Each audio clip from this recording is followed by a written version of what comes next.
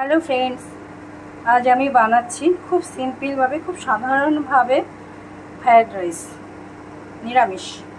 তার জন্য আমার লাগছে আতপ চাল, এখানে গাজর বিনস একটু ভাপিয়ে নিয়ে রাখা, এখানে লবঙ্গ এলাচ দারচিনি তেজপাতা দিয়ে জলটা ফুটিয়ে রেখেছি, এখানে ঘি লবণ সোমবারের জন্য একটু গরম মশলা কাজু কিশমিশ চিনি। আমি পুরো রান্নাটাই সাদা তেলে করব। এই যে তেল আমার গরম হয়ে গেছে, এবার আমি এতে গরম মশলা গুঁড়োটা দিয়ে দিব। এবার একটুখানি ভেজে নিব, একটু সুন্দর গন্ধ বেরোলে, বেরোবে। এবার আমি এতে পুরো সবজিটা দিয়ে দিচ্ছি, আগে থেকে ভাপিয়ে রাখা সবজিটা দিয়ে দিচ্ছি। এতে সেই শক্ত শক্ত ভাবটা থাকবে না একেবারেই, এবং খুব তাড়াতাড়ি হয়ে যাবে এটা। এবার আমি এটাকে একটু ভেজে নিচ্ছি। এই যে সবজিটা প্রায় ভাজা হয়ে এসছে, এবার আমি এতে কাজু বাদামটা দিয়ে দিচ্ছি। কাজু বাদামটা দিয়ে একটু নেড়ে নেব, একটু সাঁতলে নেব, একটু ভাজা ভাজা হবে কাজু বাদামটা। আমি এখানে যতটা চাল নিয়েছি ঠিক তার ডবল জলটা নিয়েছি। এবার আমি কিশমিশটা দিয়ে দিচ্ছি,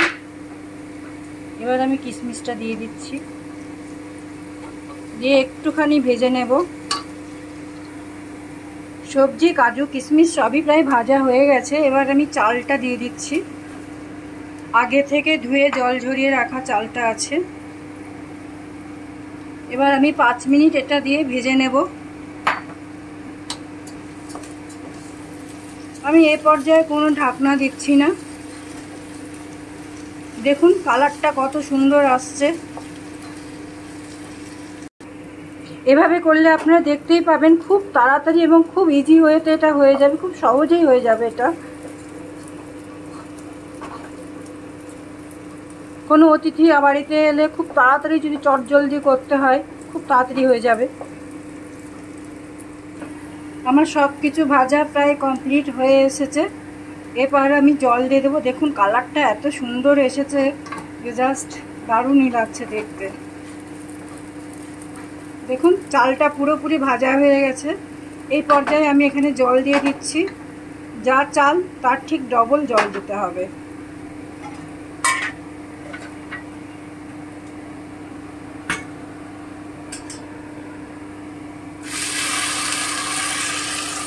এই যে আমি জলটা দিয়ে দিলাম। এই পর্যায়ে আমি লবণ আর চিনিটাও দিয়ে দেবো একসাথে। এই যে লবণটা আগে থেকে দিয়ে আপনারা আপনাদের স্বাদ মতন দেবেন, লবণটা যেন খুব বেশি না হয়ে যায়। আর এই যে চিনি অ্যাড করছি, কারণ এটা একটু মিষ্টি মিষ্টি ভালো লাগে। এই সময় আমি হালকা একটু ঘি দেব, পরে নামানোর সময় বাকিটা দেব। ব্যাস, এবার আমি এটাকে ঢেকে রাখবো কিছুক্ষণ, প্রায় 10 মিনিট।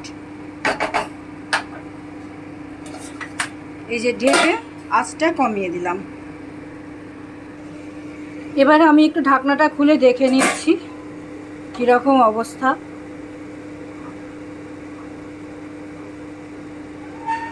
আর 5 মিনিট পরে আসছি, আবার ঠিক 5 মিনিট পরেই আমি আসছি। চাল অনেকটাই সেদ্ধ হয়ে গেছে, প্রায় অর্ধেকটাই সেদ্ধ হয়ে গেছে চাল।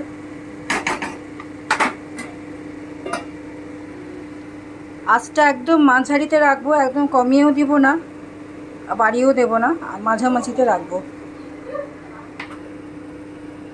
এবার আমি ঢাকনাটা খুলে দেখছি, 5 মিনিট পরে এসেছি।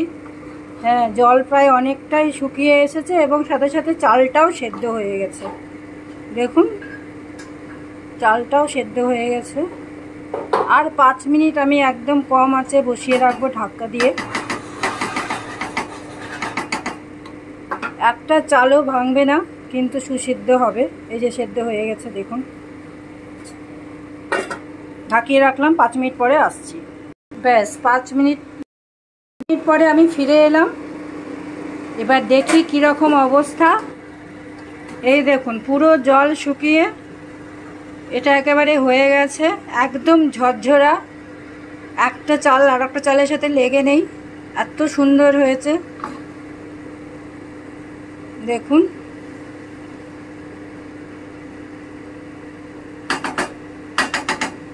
এবার আমি বাকি ঘিটা দিয়ে দিচ্ছি এর মধ্যে। এই যে এবার আমি বাকি ঘিটা এতে দিয়ে দিলাম পুরোটাই।